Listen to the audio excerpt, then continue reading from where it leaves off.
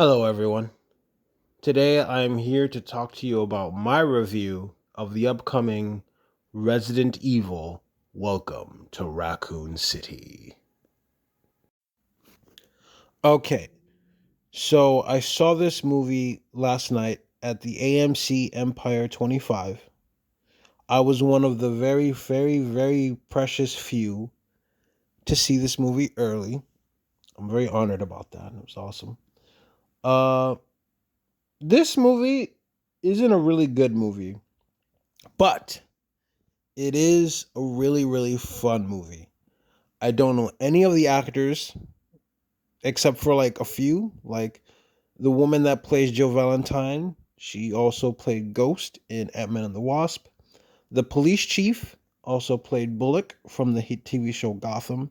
And Neil McDonough, I don't know if I'm pronouncing his last name properly, but he was in Captain America the First Avenger as Dum Dum Dugan, and he played Damien Dark in the TV show Arrow, which was also a hit. But anyway, other than those few there, I don't recognize a whole lot of this cast. Uh, but they did pretty good. This movie is basically the Resident Evil 1 remake and the PS1 Resident Evil 2 storylines combined, like put together into one film. This one is definitely a lot more scarier than the last iteration of the Resident Evil live action films. Um, it has more creepy moments. It definitely has a lot of homages to the first and second game. A lot of the locations, admittedly, gave me like nostalgia when I would see it. But the acting isn't Academy Award award winning level. You know, no one's gonna win any Oscars here, but it does it serves its purpose basically.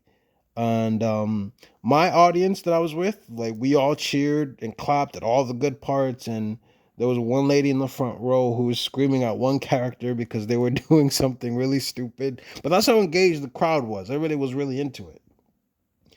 I wish this came out on Halloween. This would have been way better as a Halloween movie, but maybe it wasn't done yet. Anyway, there are lots of bloody moments, but it's not gore for the sake of gore. It's just like, these people just have to get to one place to another, and they have these obstacles they got to get through to survive. Uh, it is cool though. It is really cool.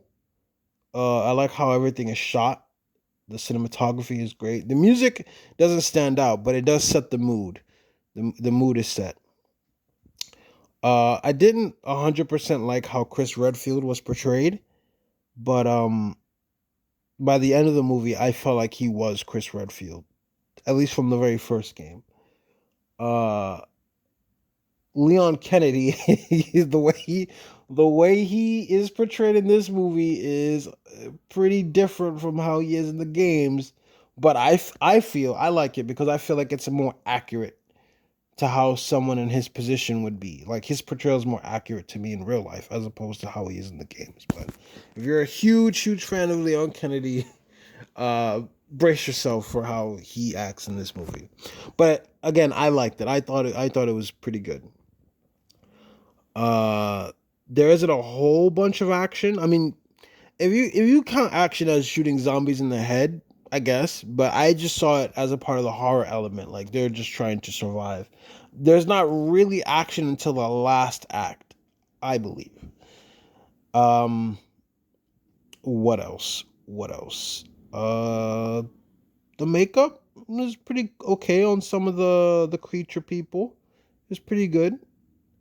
The CGI on one particular thing was it wasn't great, but it served its purpose. Like it still looked good. It's hard to explain, but it's like when you see it, you clearly know it's CGI, but you don't care because you're already invested in the story and the characters. You just want to know if they're gonna make it out alive, and you see it, and it's like, fuck, this is a threat. How are they gonna get out of this? You know? It was like that a couple times, but mostly for that one. You'll know what I'm talking about when you see this particular creature. Uh, what else? What else? I don't want to forget anything, but yeah, this movie. The first act was rough. Honestly, it was a little rough. Like, but when you get past that, this whole movie is just a fun ride. And there is a post-credit scene.